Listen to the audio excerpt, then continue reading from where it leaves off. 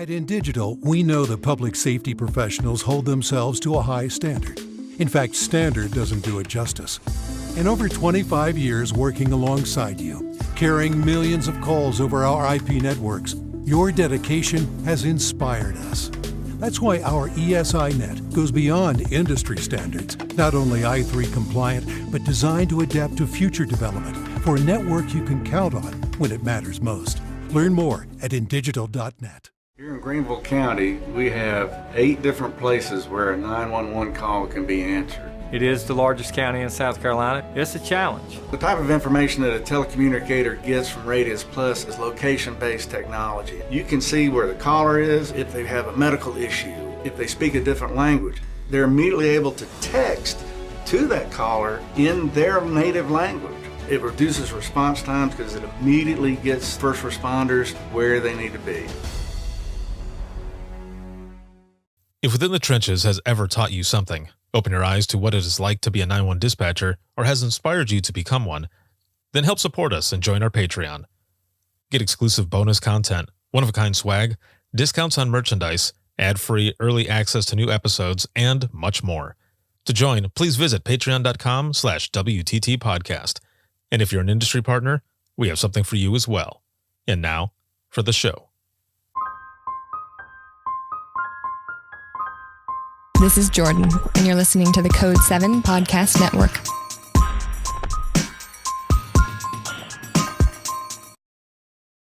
Warning.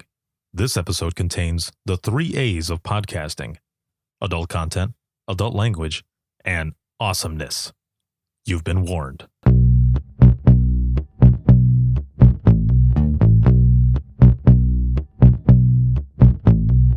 Welcome to Within the Trenches, true stories from the 911 dispatchers who live them.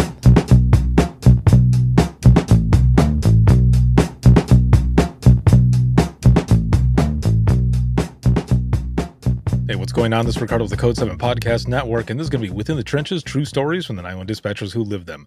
This episode is sponsored by InDigital, as well as Rapid Deploy and Carbine, and a big shout out, as always, to patrons for everything. I appreciate it more than you know, and especially all of you who are watching, listening, sharing, and supporting. Thank you so very much.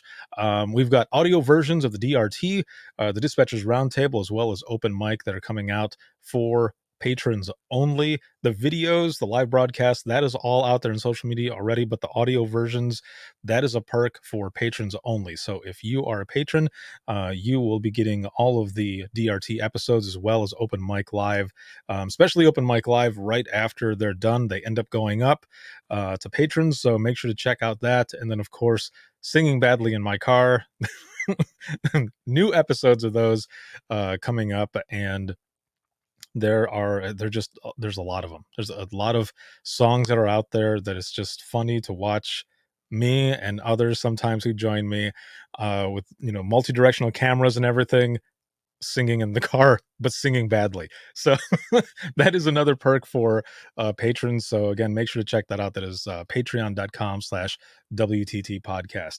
So there's a lot going on, as always, and I'm excited for everything that is coming up, and I am most excited for this episode that we're doing here. And my guest today is Sara Pagel, and she is a functional health practitioner with Thin Line Consulting.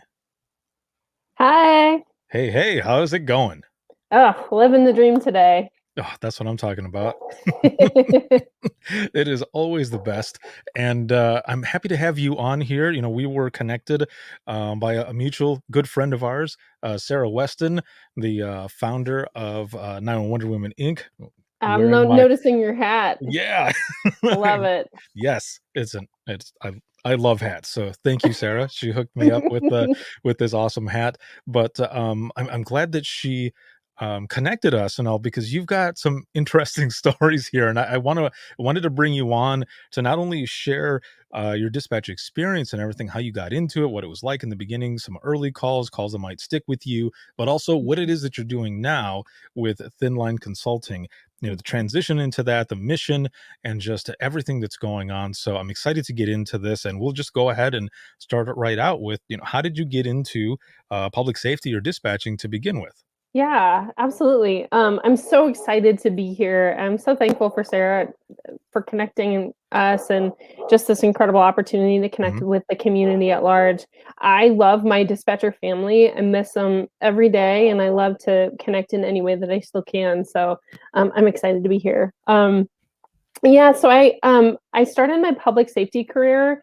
I kind of have to go back a little bit before I started in actual public safety, but I graduated with my master's degree in criminal justice Mhm. in 2005, and so with a specialty in corrections. And so I've always been drawn to public safety in some way, shape, or form. I didn't know it at the time, but I'm like a true first responder at heart.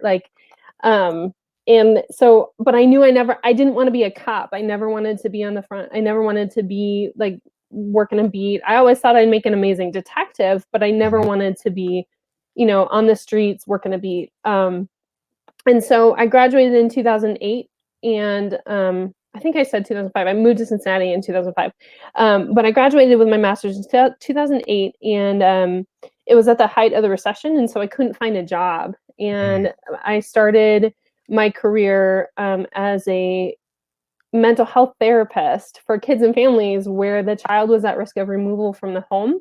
And so I would go into the homes and work with kids and families to create basically a safety plan to keep kids and families together. And it was a nonprofit and they couldn't bill for me. And so I ended up getting laid off and had about a 6-month break, which was really good for me because I was getting kind of burnt out.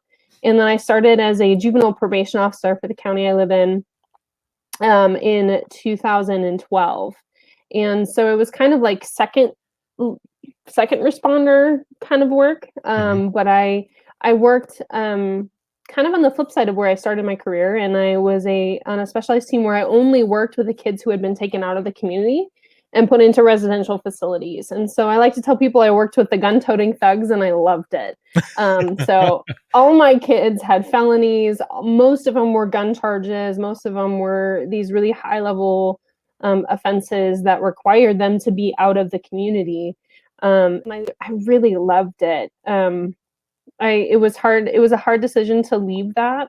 But I just recognized that I wasn't going to go anywhere. Like all I was going to be able to do was what I was doing, Mhm. and that wasn't enough for me. So I was in a position where my home life at the time was pretty stable, and so I was able to transition into dispatch. And the dispatch center that I worked for, we dispatched for over 140 different police, fire, and EMS agencies, and answered 911 calls for probably. I mean, now it's more so than when I was there. They've acquired some more territory, but for like 80 to 90% of the county that I live in. And the county I live in is not small.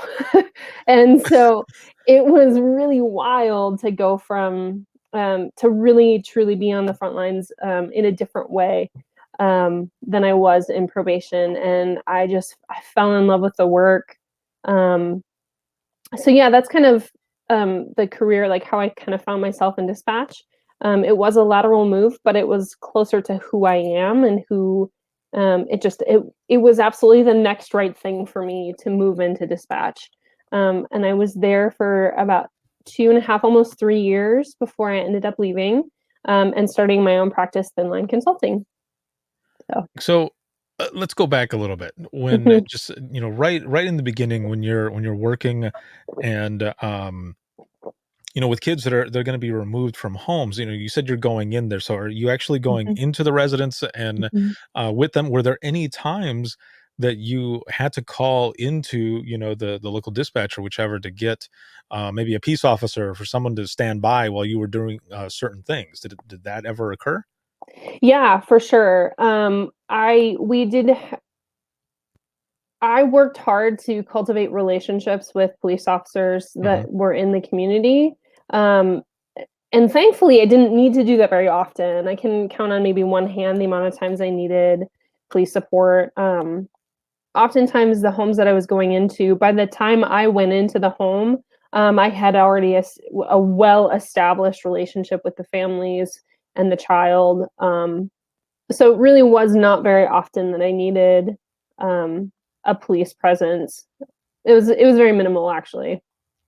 So that is, pretty awesome to be, to go in there to do that. But I'm sure also the satisfaction of being able to help them out, um, but also building a lot of skills that you end up using right later on with those on the phone.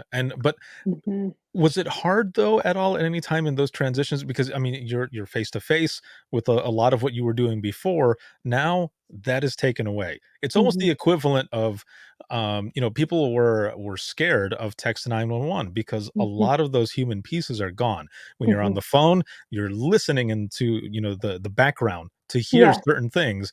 Now you're Hmm. just typing, and all of it is Hmm. gone.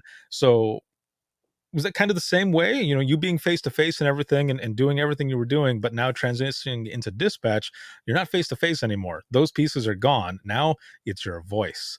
And it's all types of questions and everything that you're trying to do to get this information out to get help out there to them.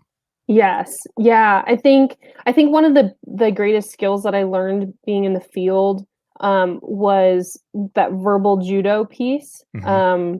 and learning how to de-escalate a situation using words only. That was something. So as a probation officer, I had a taser, but I didn't have. I rarely, if ever, actually ward into the community, because I was going to different parts of town that are really not safe, like quote unquote safe. Yeah. And so I could kind of sneak into these different parts of town by looking more like a social worker Hmm. than an law enforcement. Um, and so because I didn't have some of the tools that law enforcement has at their discretion, at their disposal, I had to utilize different tools, right? So I had to learn how to speak in a way that um, conveyed what I needed them to hear and learn and understand, and then also how to keep myself safe. And that was definitely a skill that I took into the radio room. So, like getting pertinent information and cutting through the irrelevant stuff without escalating a caller, Hmm. or escalating the person standing in front of me, um, was definitely a skill I learned in the field. I did have a decade of field experience before I went into the radio room, which is Hmm. really abnormal. And that it definitely created um, pros and cons for me when I went into the radio room. Um, but the by the time I got into the radio room, I was pretty burnt out. I was ready to be in one spot, not be so mobile and movement oriented, and quite frankly, I was ready to learn some new skills. I was Hmm. really excited um, to be on the front lines, and you really can't get much more on the front lines than dispatch. Like, and it's so wild how people just don't understand that. They Hmm. take for granted that you call 911 and the police come or the fire department comes. You don't even think about that. Most people don't even think about the fact that, oh, I'm talking to another human Right. when they're on the phone with 911. Yeah. It's And not so automated. right, exactly. And so it was I was ready for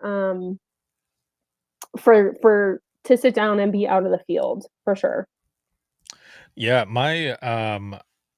I remember talking with my dad a lot growing up. He did a lot of stuff with juvenile probation as well. He Mm, also did translating at the courts and stuff, and then later on, he ended up being a youth gang specialist. So he would work with youth that were trying to get out of gangs and such. And that's one awesome. one one such story that I remember that he was telling me that someone was trying to get out of the gang and they wouldn't let him out, and he went and actually spoke with like their leaders and stuff. And I thought, Mm, why would you do that? Like, why would you put yourself in that position? Like, you're lucky that nothing bad happened to you.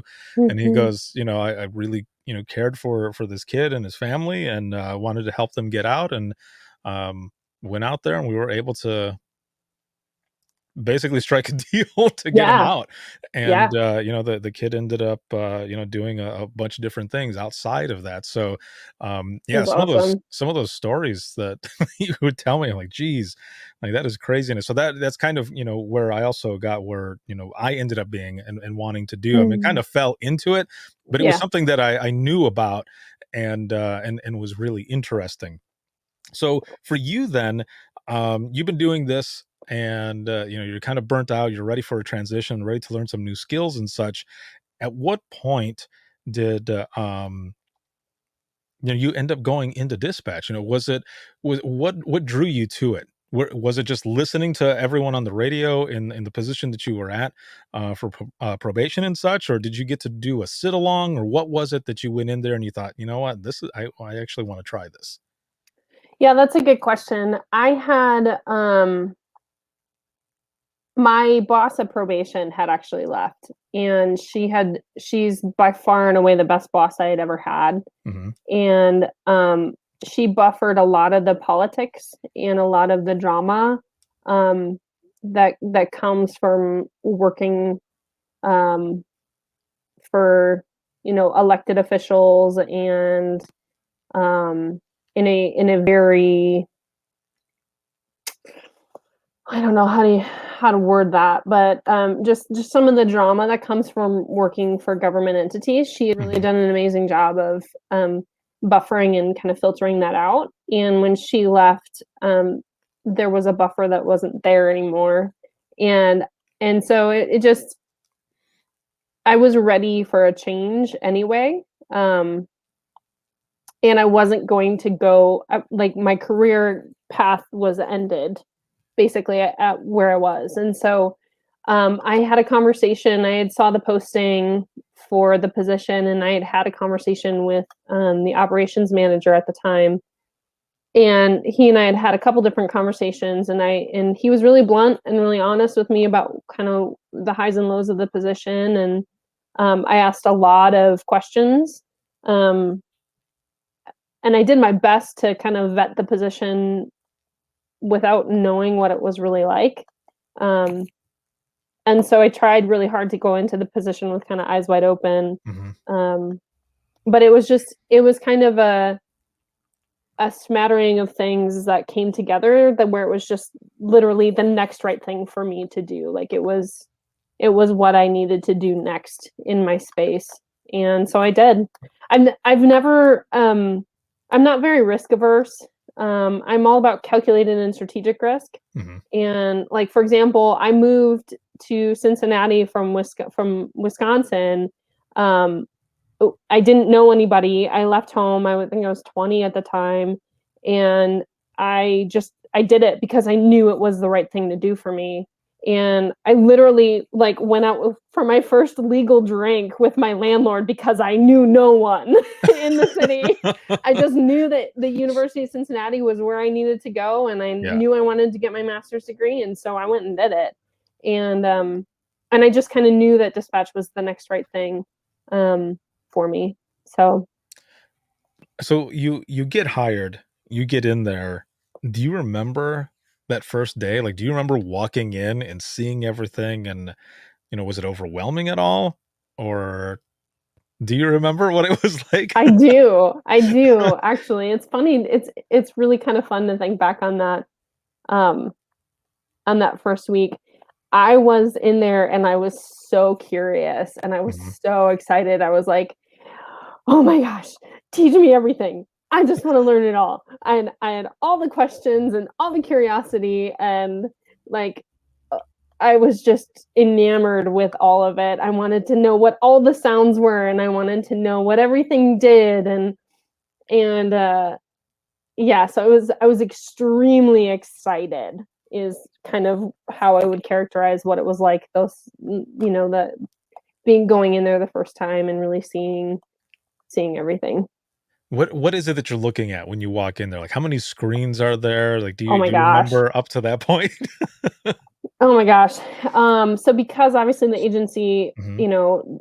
um, dispatches for so many uh, different agencies, it's a consolidated PSAP, and um, so there's 3 different police radio positions. There's a fire position that can be split into 2 for 2 dispatchers. There's teletype, which is handles all like the records and the warrant entries and the admin kind of things that some of Mhm. those smaller agencies don't do. So we would do for them, and they would contract with us to do. Yeah. And then there were call taking positions, and there are 3, 4, 5, 10 different call taking positions in the main radio room. And then there was a training pod with 6 or 7 additional units that were set up with the CAD, and it was the training area, but could also be converted to live if needed. So yeah, it's a formidable room for sure. How many people worked at one time, and were you doing 8-hour or 12-hour shifts? 8 hours. They just recently switched to 12, which there's a significant backlash about. But I think at any given time, depending on the shift, like obviously second shift is the busiest, so they would go 6 to 2, 2 to 10, 10 to 6, were the 3 shifts, and then there were 2 split shifts if there was enough staffing for the 2 split shifts. Strategically 10A to 10A to 6P, and then 6P to 2A, for that extra kind of coverage during transitioning from shifts. And at any given time there'd probably be like 15 to 20 people working in the room. Jeez. Yeah. So And this is just normal to me. I'm like, wait, there's agencies that are smaller, like this isn't normal. like oh, okay. Like I really, when I like started in dispatch, I really put both feet in, jumped in. Like this is not a typical dispatch center. Like it's a massive center. yes, yeah. So Mhm. just to put things into perspective, so the county that I worked in, that was Central Dispatch. Well, let me go back really quick. So when I started dispatching, it was in a small, tiny police department in Central Florida. It was for the city of Frostproof. I was at Frostproof PD, and there was one dispatcher on for 8 hours. And when things went to hell, it went to hell.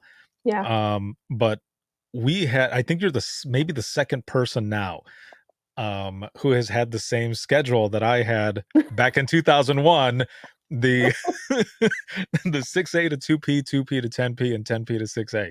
Yeah. Oh man, that's crazy. So That's then fun. I was there for 3.5 years. Then I moved back home to Southwest Michigan to Allegan County, Central Dispatch. That's where I finished off my career. It was actually the county that I grew up in. There were 3 of us on for the entire county. And just Googling it here really quick, the population, at least what it shows here for 2019, was just over 118,000.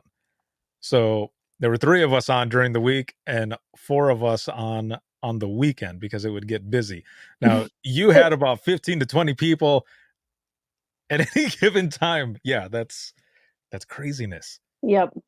And we, like, when the room would light up, it would light up. And it was really one of the things that I really love about dispatch and the dispatch community, though, is like for all the drama that can happen in the radio room because Mhm. people personalities are what they are, and you're in an intense high stress environment, and you spend concentrated time with people. So of course there's personalities, of course there's drama, and whatever. But when shit went down, people, all that crap got put aside, and we came together and took care of business. And it was a really, really cool thing to be a part of, and to contribute to the success of the team, and to contribute to the successes of the whole, and like to be a part of the community in a really important way.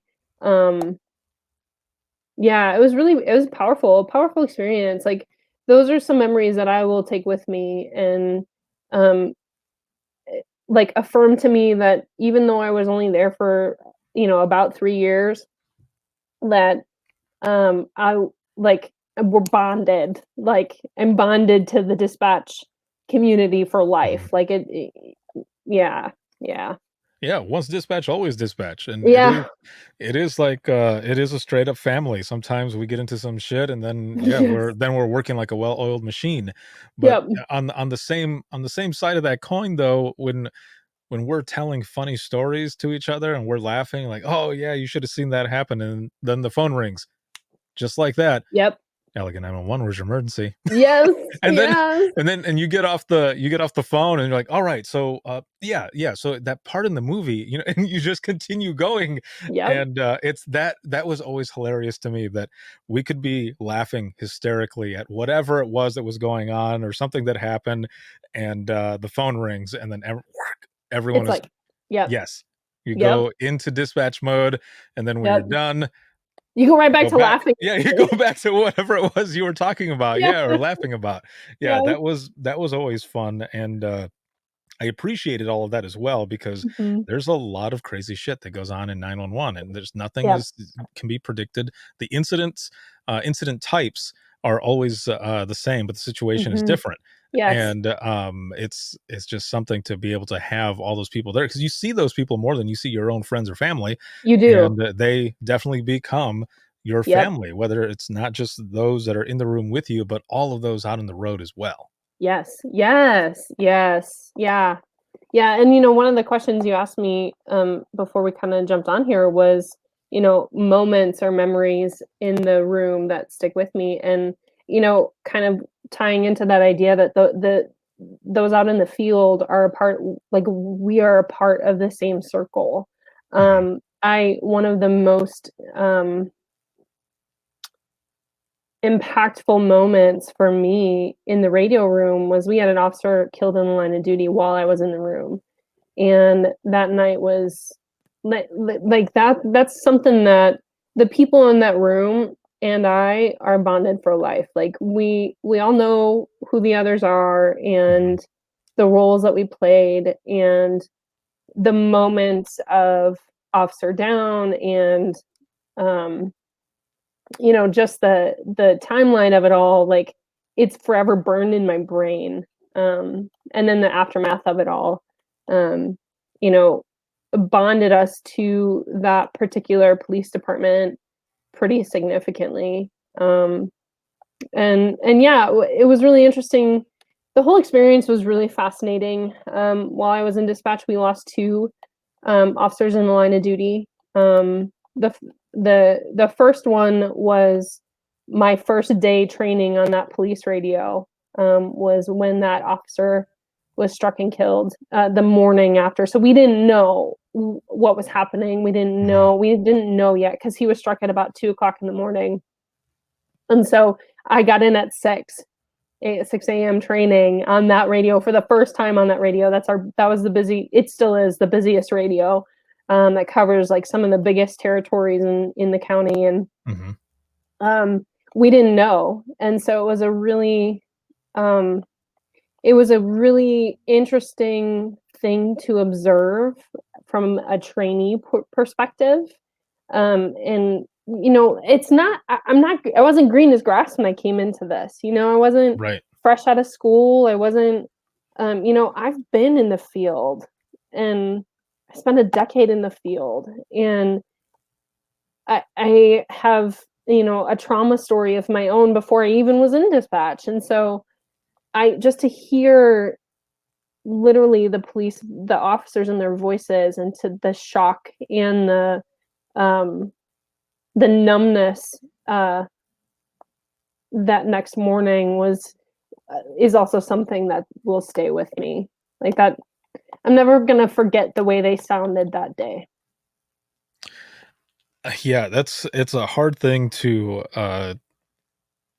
really process, right? Especially when, if someone, yells out over the radio, shots fired, or that there was an accident or something like that, you get used to working with your crew so much that you Mhm. know their voice very well. So Yep. when someone is hurt, you start listening to every single voice to narrow down who it is Yep.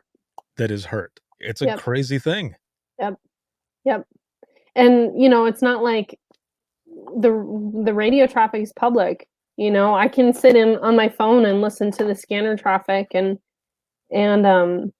so the way we sound matters. And unless it's taken off the main primary channel and put onto an area wide or something, they're not going to announce personal information, because the media is also listening to the scanners. Right. And so, there's CAD messages that are going back and forth, and there's like unofficial Snapchats that going back and forth between dispatchers and officers, and like, what's going on, what do you have, da, da, da, da, like, and yeah, it's just so fascinating how interconnected we are. And there's a lot of, we're all a family, like police, fire, EMS, dispatch. We can't function without the others. Mm-hmm. So it's, one isn't better than the other. We're just, each plays a role in the process. And of course, like family, we fight and get spicy with each other. Right. Yeah, exactly. But And one of the other things that I've always found fascinating too is the fact that, and this is something that I've told those in the general public, that just the change in tone of my voice can possibly affect Mhm. the outcome of the conversation, Mhm. or even just the conversation alone. It can Mhm. affect it, because that could be the first time that someone is calling, and if I'm sounding shitty like right off the bat, even if I don't mean to be, they're going to be Mhm. taken back by it, Yep. and they might not ever call 911 again. But on also, when you're on radios, and an officer that you've worked with is real hard ass, never is real emotional or anything, but when you hear that voice change just a Mhm. little bit, change an octave, go up higher an octave or something, And you perk something up. is wrong. Yep. Yes. Yep. Yeah, and that's a dispatcher skill, man. That's something that, like, unless you've been a dispatcher, you don't quite understand the importance or the value of a vocal inflection, or Hmm. how much is conveyed without using words. Um, Yes. yeah, just in tone of voice, and um, what you choose to say and how you say it matters. In the dispatch world, that is the skill. Yes. And That listening, you have to be able to listen as a dispatcher. Oh, for sure. Yeah. Yeah. When there's an open line, you start listening to everything in the background. Like, Any little what? Yes, and any little sound. A perfect example is, there was one time I was training someone, and she was taking this call, and it sounded like a domestic call that was going on, but it kept they weren't talking that much, and I ended up hearing, because it sounded like the person hung up. When they hung up, I heard a pulse on the other line, and the person that I was training, she went to hang up the phone, and I said, "Don't hang up the phone yet." And she goes, "Why?" And I said, "The person's going to pick up the phone again, and they're going to be there. Just watch." And and it did. The person picked up and tried to. You hear the person dialing, Mhm. and and then I said, "Go, say something, say something." So she started talking, and the person goes, "Oh, you're there," and then they start going through the thing, and afterwards she said, "How did you know that?" And I said, "Well, Mhm. for one, I'm old. 2, 2, I've it's been around because the block a time or two. yeah, yep, I said, 2, that's a pulse, and, back when I was younger, my friends and I would play on the phone with, like, the rotary dial and the Mhm. and pulse and stuff, and they would hang up, and you would stay on the line until someone got on the phone, Mhm. and then you would like yell or something and scare the crap out of them. I got in Mhm. trouble by their parents every so often, but so did they with my parents. So Yes. that, who would have ever thought that playing on the phone as a kid would lead to helping somebody out in a domestic situation, training someone else who's coming into this profession that for me I loved so much. So Yeah. it was cool to be able to use that experience, and because again, we're listening to everything, and that pulse really helped out.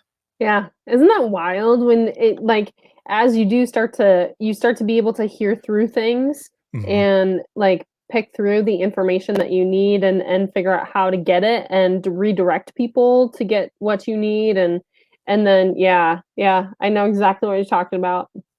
I get Now, it. you're the profession and you know, the job and everything that you were doing beforehand, I can only imagine that that also helped out when taking calls from children when they would come in. Because I mean, you had to talk to, I'm guessing, you know, a lot of them who were possibly gonna be, you know, removed from a place. You have to really Mhm, dig in and find out a lot more information, so you mhm. really learned how to speak to children.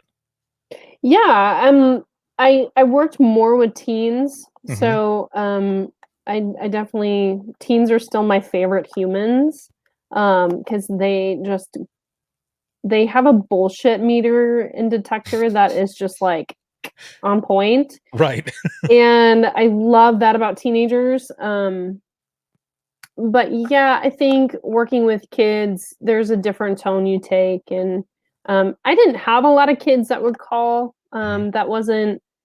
There were some, and then it's just shifting, almost like shifting down the language, shifting into a really nurturing and positive, affirming tone. And I want to say that um, I didn't get that necessarily from my time in the field because, like I said, I work with teenagers, and Yeah. with teenagers, it was like, "What the f are you doing? Why are you doing this? Right. Let's unpack this because if you keep doing this, you're gonna end up in prison. So do you Mhm. wanna go to prison?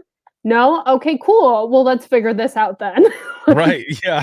so, teenagers, you can be a little bit more blunt with, which Mhm. is exactly how I roll.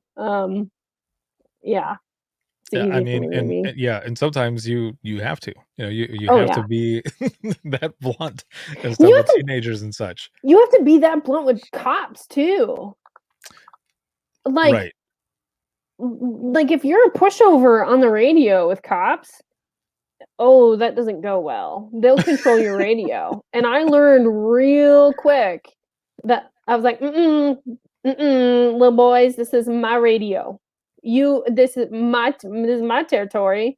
You will listen to me. You will not speak over me. You will not cut off other people. I will keep you in, like, you will respect. Like, Right. and it's so funny because, like, people who see me now, I'm a functional health practitioner and a health coach basically, and when that little, like, "Mm-mm" comes out, they're like, "Where did that come from?" And I'm like, "Well, I worked with teenagers for pretty much a decade, and then I worked with cops, so." And all dispatchers are like, "Oh, yeah, I get it." Yeah, yeah, exactly. I got you, like, I know what you're talking about, yeah. Yep, Been there, yes. Um, totally. you know, and so kind of thinking about, you know, the way everything was set up, Mhm, I can only imagine that when it would get really crazy in the center, that you could stand up mhm, out of your console and just see the chaos, mhm. controlled to a Yes. point, Yep. chaos that's going on, but just hearing everything just coming Mhm. in and coming in. Yeah, I mean, that also was a bit of a skill too, was to Mhm, be constantly aware of, like, so for example, if we had an accident, where I live, there a lot of major highways come through this part of my community, and so with if there was a major accident, we would potentially have multiple agencies involved, mhm. or, and so we would get, I mean, if there's an accident, you get 50 million people that call and give you the same information, right? And so, being able to filter through calls over here, but then have my other ear tuned into, well, what information are they actively getting now? What information do I need to relay to the radio operator before I even have the time to type it into the CAD? And so that's a skill, like being able to pop up and see and hear. Okay, so my colleague over here at the station is getting this information. I don't need to hear from this caller because I know they're getting it over here. Let me hang up with this caller, take another call. Or when there's, a major storm that's come through and there's wires down and flooding and, all of that stuff. All of that stuff causes the radio room to light up, and it isn't necessarily life and death, but it is an active incident of some sort. And so being able to filter through what information people are getting, and what is pertinent and what needs to be relayed immediately to the dispatcher versus what can just be updated on the on the CAD. I mean, you're still going to update it obviously in the CAD, Right. Yeah. but yeah, that was definitely a skill. And also, we'd have different critical incidences that would occur, and if there's a shooting, lots of shootings in my community. I don't want to say lots of, but there's a critical incident with guns frequently. Yeah. And so, people would call in with, I heard shots. Well, can you tell me where? And get me any suspect description or whatever. And getting on and off the phone with them quickly to filter through calls. But then, like I said, just being aware of what information other people are getting that was a skill in a room that big. Yeah, I can imagine, because I think about the center that I was in. I mean, Mm. there were only 3 of us. It was a bigger center. Like, we had 5 consoles just in case. The 5th one was for the supervisor. Not that anyone ever sat there, because it was always either 3 or 4. If it Mm-hmm. was like bad weather or something, then we would have somebody sit there. Sure. But being kind of that close to each other, if I'm on main radios, as soon as I hear like someone typing like Uh-huh. hard and fast, oh You're like, shit, oh something is shit. coming. Yes. Your ears And perk up and you're like, I mean, it's the same thing when you're on a police radio, right? When you hear put me out with, such and such at this location, Mhm, we're doing an attempt to locate on a signal 30, which is our version of someone with a warrant. mhm, That like perks up your ears a little bit more from the dispatch side of things, where you're like, okay, what kind of, first of all, what department is this? Are they known to get into stuff? Is this a community that's known to, what running the person, trying to get information and getting information from our side of things so we can try and support the officers in the field, like, hey, be aware of this, they're wanted in this space, blah blah blah, things that they probably already know but their colleagues may not. And so mhm. kind of raising awareness on that particular radio, you do kind of tune in differently when after you've had some reps and some experience and you kind of know how things can go. You can anticipate the direction it could go and then kind of prep for that, if that makes sense. Yeah, yeah, prepping and guiding, it's there's so much that goes into this job, which is why I love having conversations like this, because it helps others, whether they're those that are out in the field or those in the general public, because there's a lot of people from the general public who listen to this show as well. They get Yeah. to learn so much more Oh, about that's what cool. it is actually like to work, in dispatch, or to take phone calls, and then of course work with all the field officers as well. Um, one of the things that I wanted to go back really quick to talk about a little here is the training. What was the training like when you went through it? And how long did it take? Yeah, so my training was definitely a traumatic experience, is what I will Mhm, say. And what I will also say is that the people who were training me, I was not necessarily an easy person to train because I wasn't green. I came in with a master's, which is pretty abnormal in that space. Um, and I had a decade of experience. mhm, And so I think I thought differently than the typical entry level dispatcher. Um, and I was coming in entry level. And so I definitely threw people for a loop, and I got to give them grace for that, and recognize um, I definitely challenged some of the norms right off the bat. And I do that in general. Like, I'm an outside the box. Don't put me in a box. I will break out of it so freaking fast. yeah, Like, I will ping pong around the box until I can find my out, because I'm like, yeah, that's just who I am. Um, but I knew that this was going to be an interesting journey within the first week of me being there, because we had something called like a core class. So mhm, because the territory's so big, there's so many departments, there was a lot of information that we really needed to know before we even got into the radio room. We needed to understand the territory, what police departments covered which territory, what their call signs were, how to communicate, major streets, intersections, all that stuff. The geography alone was huge. and then also doing the APCO stuff and getting those certifications and whatnot. And so within the first week, I was like plowing through information, right? I'm like, give me more. I'm like, I've drank from a fire hose before. I can do this. Like, I'm not like, I would ask questions that were 2 or 3 steps ahead of where the trainers were at with the rest of the core class. And at one point, the head trainer at the time sat me down and was like, I need you, this person essentially said, I need you to like slow your roll and like just go with the class. Yeah. And because you're really smart and you're, anticipating things, and that's awesome. And you're super excited and we love that. We want to cultivate that. And we need you to stay with the class. And I responded with, okay, if you want me to do that, like I'm just showing up as who I am, where I am. If you want me to do that, if you want me to slow my roll, you need to teach me how to do that. You need to lead me to do that, in doing that. And that really set a tone, that challenged, I think, and set a tone of like, I'm not passive. You can't control me. If you want me to do something, then we need to do it together. You need to lead. I expect you to lead me. You're my leader. I expect you to lead me.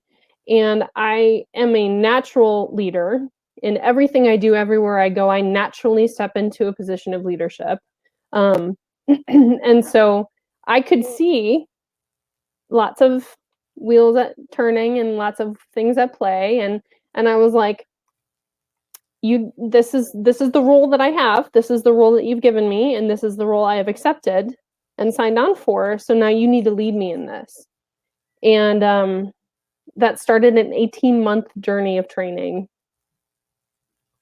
I went through, we had 5 shifts and 3 off-day groups. In the span of 12 months, I was on all 5 shifts and all 3 off-day groups. Yeah, take that in for a minute. Yeah. Yeah. I had 7 different trainers and finally ended up with our union president, who was like, she's a badass. She's not there anymore, thankfully for her. But she's a badass, and she was like, we're doing this. Like, you're done. This is ridiculous. We're going to complete this training. We're done. You're done. We're done. And I was like, thank you. I was kind of losing my ever-loving mind. Like, you need to clear me. Let me go. Let me do this. Let me learn. Let me make my mistakes and let me learn and let me go. Let me do this. And I had one trainer that I actually, when I resigned, I sent my resignation letter to the county commissioners, and I laid it out. I laid out the experience that I had had in that position, and it was, I called it a toxic work environment, which I know is in HR. Those are key words. And I called out the things that were toxic: the micromanaging, the training, the traumatic trainer. I had one trainer in particular that got in my face, like literally like this, pointing their finger at me and told me that I was being too emotional about something and I needed to I don't even remember all the details, but I was like, and I have sat across the table from true sociopaths and true psychopaths, and I've held my own. Mm-hmm. And I had this older gentleman get in my face about my emotional space, and I was like, oh, no. You have now just poked the bear. And I was like, no, you do not get to tell me what I am feeling. You can ask me questions about what I'm feeling. Mm-hmm. You can draw my attention and share an observation that you might be having of me, but you do not get to tell me what I'm feeling.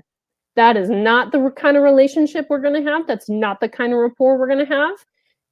No, and I held my boundary. like he crossed my boundary. Hmm. And he ended up in that particular training person's office, and the head trainer person, and I mean, he had me literally in tears because he's like, I can't work with her, and I was like, I didn't do anything. You crossed my boundary, and I held my ground and said, the way you're treating me is unacceptable. I do not accept that from you.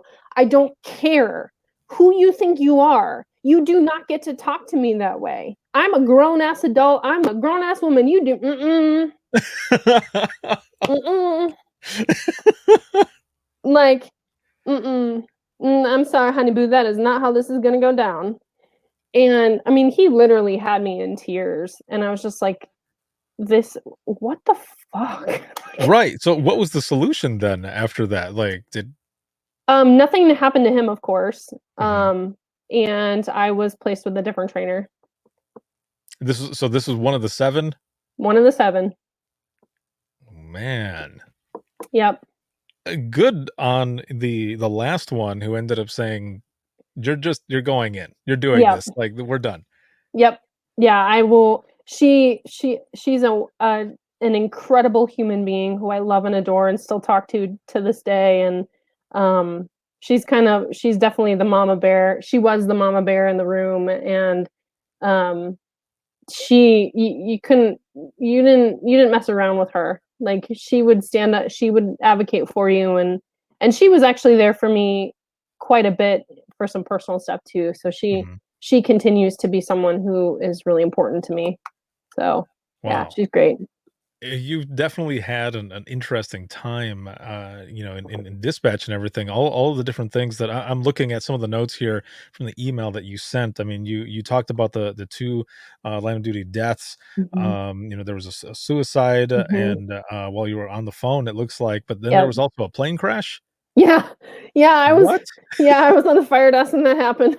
That was fun. It was a small, like, 2, 3-seater plane in one of Hmm. our East Side communities, and, yeah, it crashed. I mean, it ended up being, like, you would think, like, a plane crash, oh my gosh, and it just ended up being, like, this not huge deal. I mean, that's good, right? Right, right. It wasn't like it was Uh, a 747, it was just like this, like, 3-seater plane, and I mhm. mean, the pilot did not survive, unfortunately. Crashed into the side of a house, and, Wow. like, I was on the fire desk when it happened, and so, like, I did have, there was we that was one of those situations where the whole room came together, and um, there was coordination between the police and the fire desk, and then we moved the fire command to a different channel, and Mhm. so the actual incident was not on the primary radio. And then, there was a lot of anticipatory things like, do we need air care? Do we need heavy rescue? Do we need, what kind of needs might be necessary in this space? Contacting FAA, contacting the FBI, like, there was a lot of different things that, in anticipation of what could be necessary, that we kind of all banded together to do. And thankfully, none of that was really necessary. It was not a terrorist attack. It wasn't anything super crazy, other than exactly what it sounded like. A Yeah. small plane ended up in a house, and it wasn't supposed to be there. So, Wow. yeah. Yeah, that's always good, and when I say good, I mean the amount of stuff that ends up going into it, and what Yeah. I mean by that is, like you were saying, just the thought of it, taking that phone call or even hearing it over the radio, someone seeing Hmm. it, and calling it in, or radioing it in, rather. That's a scary thing, but when Hmm. you have a good team there with you and Hmm. everyone coordinates to get it all done, that's when it seems like it's not that much, Hmm. other than, like you said, what it was, a plane that went into a house. But as for the stuff that all of you had to do, Yeah. everyone banded together, Yep. and it ended up coming out okay, on that sense. Unfortunately, the person didn't make it, but everything that you all did made it so that everybody could get there get there safely, but also get everything, coordinated the way it was supposed to be. Yeah, for sure. For sure. Now, before we move into, the kind of the last portion of this episode, if you could go back over the time that you had in dispatch and everything that you experienced, if you could go back in time to talk to yourself, maybe Mm. give yourself some advice with everything that you know now, what would you go and tell yourself? I would say, um, I don't know how I would word this, but um, don't give more than um, I don't know how I would word it, but Hmm. I like my all of that chaos that I had in my first year of all 5 off day groups, or I'm sorry, all 5 shifts, all 3 off day groups. I received an attendance award. I didn't call off once in that year. And I missed a lot of stuff in my personal space. Hmm. And I would go back and say, don't value the job more than your personal life. Don't put the job before family. Don't put the job before friends. Don't put the job before life experiences that make life worth living.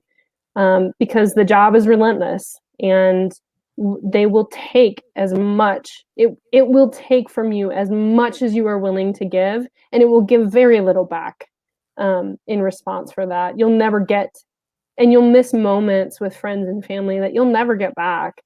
And at the end of the day, it is a job, it's a career, and it's a really important one. Hmm. And it has a lot of meaning and a lot of value, um and it is a family, and so the draw to give more because it's your family is definitely there, but don't let it become more important than living your life, is what I Awesome. would say.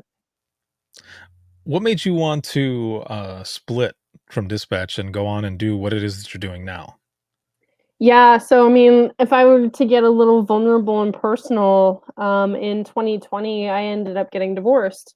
Hmm. Um, and that was extremely painful. I took some FMLA. Um, I had worked for my county for almost a decade, so I had lots and lots and lots of sick time that I had never used. And so I took 12 weeks of FMLA and kind of regrouped and tried to figure out, what my life was going to look like from this very, very unexpected life change. And I was diagnosed with PTSD in 2014. So I had that before I went into dispatch. And I knew with the trauma of the divorce and what was happening in that space that it wasn't safe for me or for anybody else, on the radio, on the phones, for me to be in that position. I needed to take care of myself. Hmm. And so I did. And I took that FMLA, and I wasn't quite ready to go back. And when I went, I used all the FMLA. And so I had to submit a letter requesting an additional leave. And my request was denied due to staffing issues. And I was like, okay, then I'm not coming back. Like, if you can't see and understand that I am not ready to come back and do this position, like be present in this job to the best of my ability, where life and death matters. Like, this is real life. This happens, and I need to bring my A game to this space. Hmm. If you can't appreciate that I know myself well enough to know that I'm not ready for that yet, then you're perpetuating your staffing issue, because now here's my resignation letter. Um, and so I didn't necessarily want to leave, but it was the next right thing for me to do. And so I did it. Wow.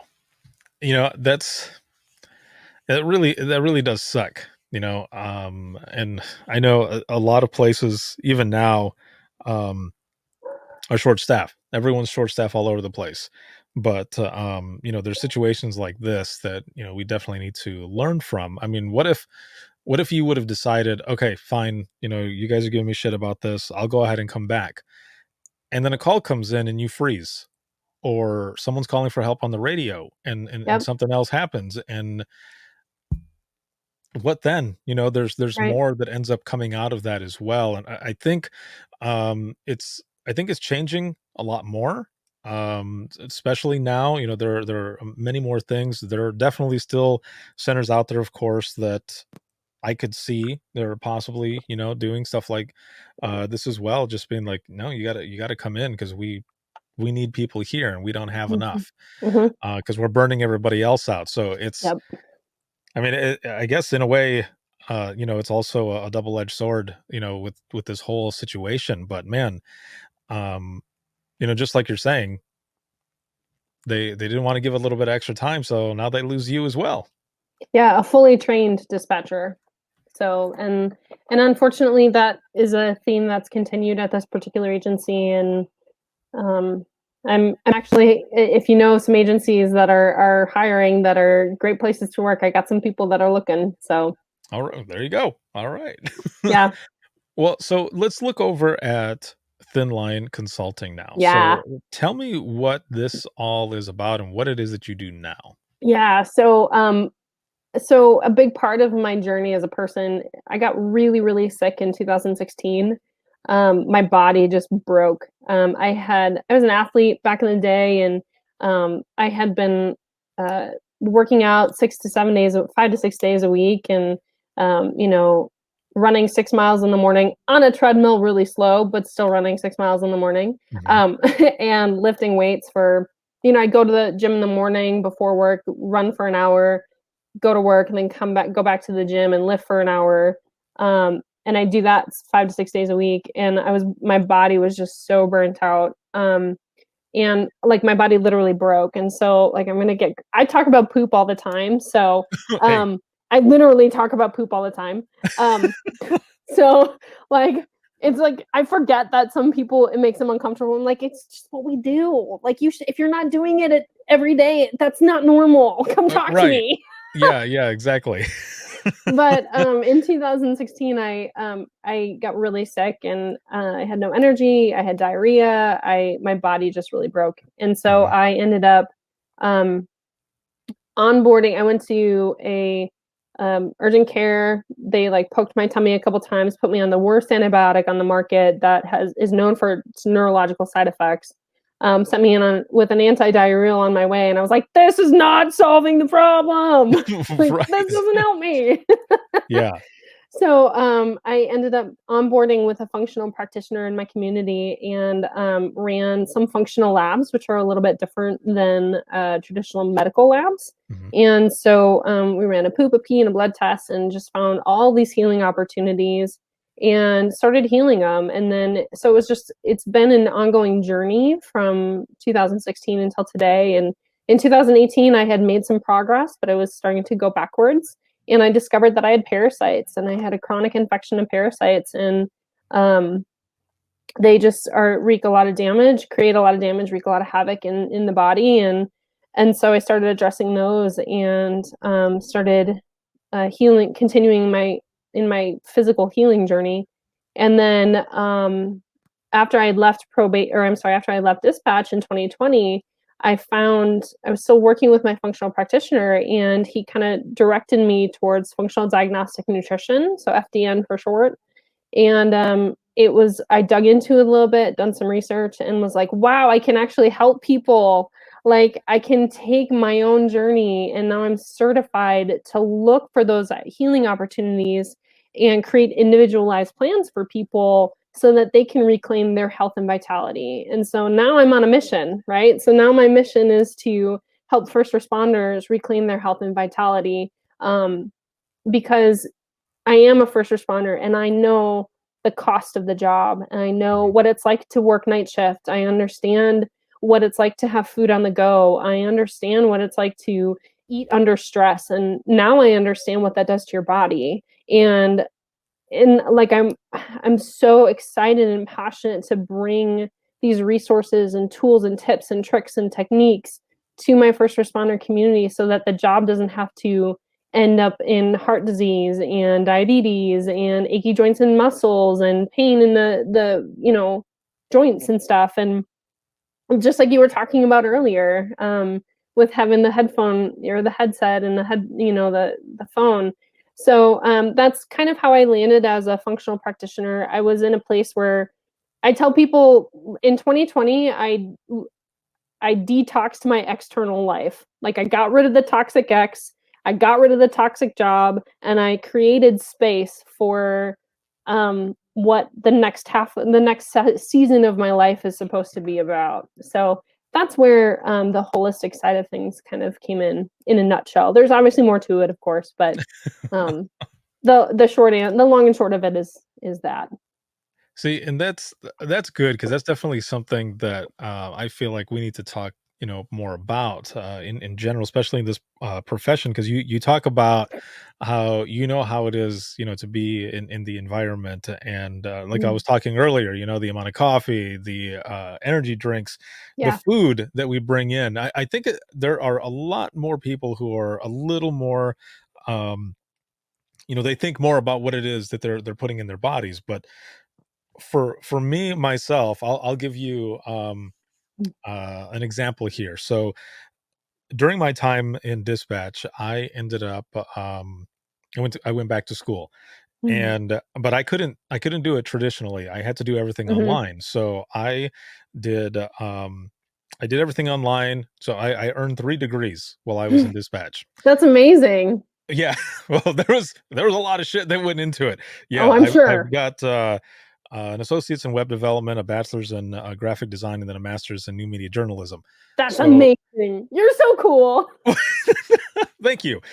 But so what I'm getting at though is that when I first started out with that first one for web development, I was interning with the county's IT department, and they were just down the road from where the dispatch building was, and so I would go in for my internship from noon to 4, and then I would work from 5 to 5 in Yeah, dispatch, yeah. and it was crazy. I Exhausted. was destroying myself. But Yep. the other thing here, though, is that I would stop at a fast food place on Mhm. my way there, Yep. and I would order a shit ton of food, and Yep. I would roll up, A shit and ton of shit food. yes, yeah, and the person would just stare at me, and I remember one time laughing and saying, "It's for a 12-hour period, okay? I'm not gonna eat it all in one sitting," and they're like, "Oh," like, Okay, "Okay." whatever. Like, I'm just telling you. Yeah. So, I would have whatever crap food during the intern portion, and then Yeah. those last 12 hours, I tried to space out the rest of the food, but Yeah. then, you're also, you don't always get a chance to eat. So I would Yes. warm up that food like 3 or 4 times, Yep. and I'm sure that was horrible too. And then, you add the amount of coffee and, an energy drink here or Yeah. there, and, because I would have those moments where, I would go into tunnel vision going home. Yeah. So I would get Yes. out of work at like 5 Yep. in the morning, driving home, and it's 45-minute drive, and then I Yes. would get to a certain area, and I'd think, "How the hell did I get this far?" It's like, Yep. "What That's happened?" scary. Right, yeah. Yeah. So Yeah. I would then either have a cup of coffee or I would have an energy drink around 3:30 in the morning so Yeah. that it would last so that I could Yes. make it home. Right. But I've then when I got I've home, done that too. I couldn't sleep. Right. Right. So it was just screwing me up, Yes. and, that if I could go back in time, that's one of the things that I would tell myself, Yep. because also, dealing with neck, issues, back issues, and then getting more into yoga, that was actually the only thing that ended up helping out. One Yeah. session, the very first session Yep. that I did of yoga took away the pains that I had, and I was like, "What the Yep. hell? Why Yep. didn't I start doing this before?" Yeah. Movement. Yeah. Yeah, so, Yes, like, just it movement and it's stretching. huge. Yes, like, because especially for dispatchers, we sit, right? We are tied to the computer, we are tied to the phone. Mhm. So, like, getting up and moving there's one dispatcher that I worked with, she's badass too. I worked with a lot of they're still badasses, but she would literally, like, because we had standing desks, so she'd be standing for most of her shift, and Mhm. then she would just step like she would just walk in place for most of her shifts. And I was just like, get it, girl, go, like be moving, like get your body up and moving. And because we could see the old timer dispatchers, right, who were overweight, complaining of, on a lot of medications, complaining of different aches and pains, and they just have lived sedentary lives. And so you do your shift and then you go home and then you're so exhausted, right? Because you have worked a really hard job, right? That takes a lot of energy, mental and emotional and spiritual energy from you. And so you don't have the physical energy to move when you get off shift, especially if you're working night shift. You need to go home and go right to sleep. Like that has to be the rhythm. And so like, yeah, so as younger dispatchers, I like, if there's a conversation that we could have about, okay, well, how can you not look at our seniors, right? And see the path. If you don't change something, if you don't do something different, that will likely be your story. So let's write a different story for you. Like tune in, jump into learning new ways of doing this. And I do think that younger dispatchers, newer dispatchers are more, especially because of the culture that we're in, they're more tuned into doing things a little bit differently. They've had more space and capacity and more freedom to engage in different ways of doing things. They're not living in necessarily survival mode like generations that have gone before us have had to do. So yeah, I think like having conversation about like, how do you have a different journey than the senior dispatchers who are struggling today? You don't have to, that doesn't have to be your story. You can still thrive. You don't have to just survive. You can thrive in the radio room. Like you can own that story. That's what I'm just really passionate about that. I want to bring health and vitality back to the front lines. Like, man, that's what I want to do. Perfect. That is awesome. And so as we're going into the wrap up of this episode, yeah, it has been awesome to have you on here for one, but two, I think we have another episode in us. There's tons of stuff that we could be talking about. This is excellent.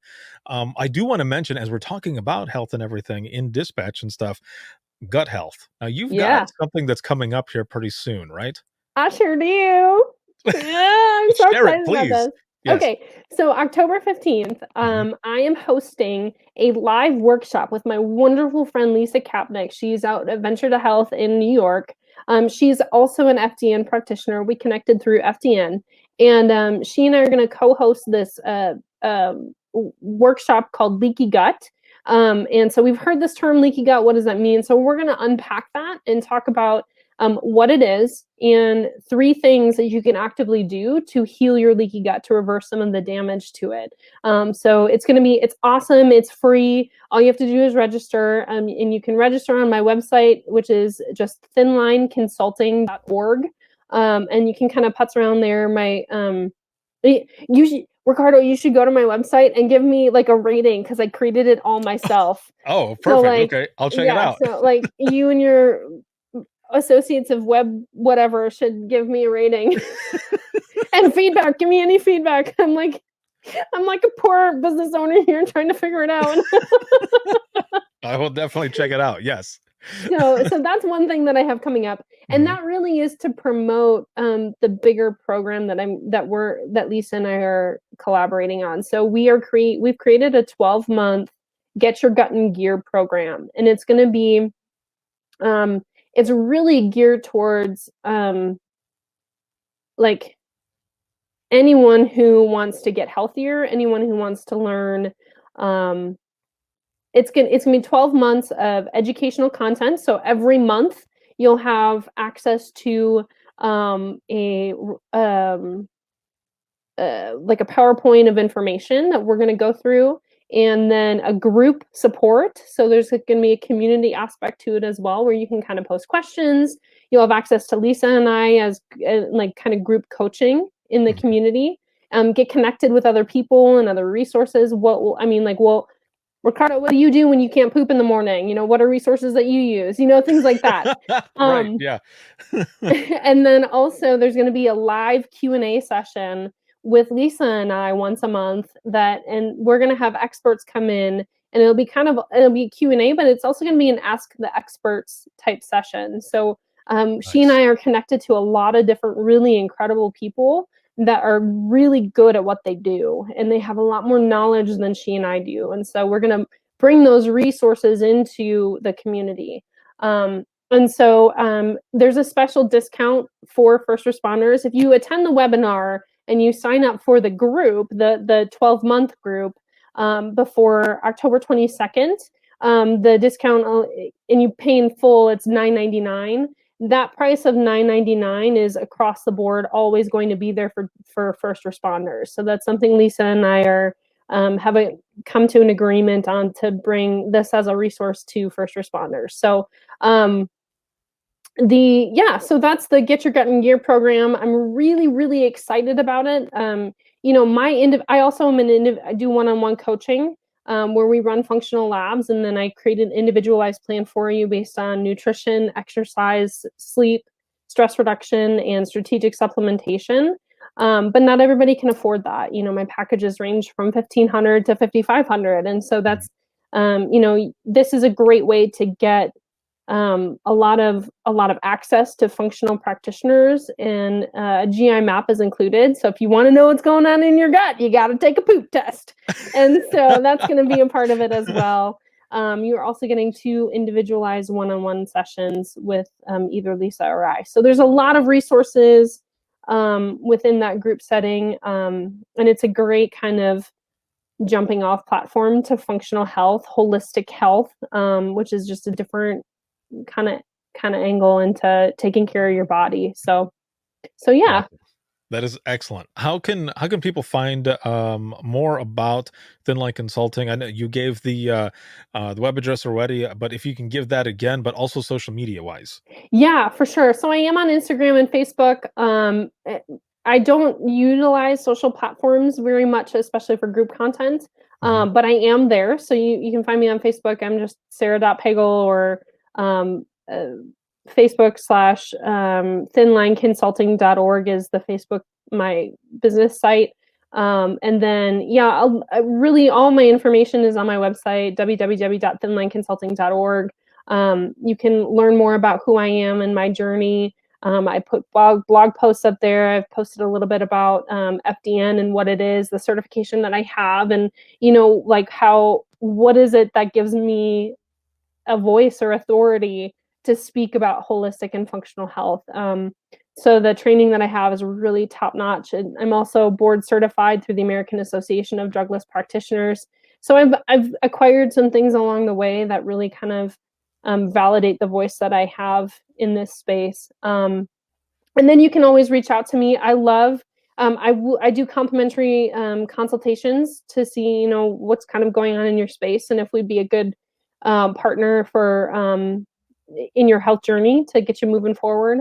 And I love to meet people where they are, and I have no judgment and no criticism for where people are. I need grace just as much as I give grace. So that's just kind of who I am. I also hold people accountable really well. It's that probation officer in me. That's always good. That's a big thing. So thank you so much for being on. This has been awesome to learn your story, your journey, and what it is that you're doing now. And I look forward to the next time that we talk on the show again. It's going to be fun. Yes, it is. I will be right back here with you. For those who are watching, if you have any comments, questions, or you want to be a guest on the show, you can email us, and that's going to be wttpodcast@gmail.com. Once again, that is wttpodcast@gmail.com. You can follow us on Twitter. That is @91podcast. You can like us on Facebook. That is facebook.com/Within the Trenches podcast. This episode has been sponsored by InDigital, as well as Rapid Deploy and Carbine. And again, shout out to patrons. If you're looking for any bonus content, you can check us out here, patreon.com/WTT podcast, and you can support us there. There's bonus content as well as swag, t-shirts, discounts to the store, all types of different stuff. And of course, those audio versions the DRT, as well as Open Mic Live. So you can check us out and support us there. Once again, patreon.com/WTT podcast. This episode can be seen on Facebook as well as LinkedIn and YouTube. And then you can listen 24/7 on Apple Podcasts, iHeartRadio, Spotify, your favorite podcasting app, and withinthetrenches.net. Have a good one, everyone, and we'll see you in the next one.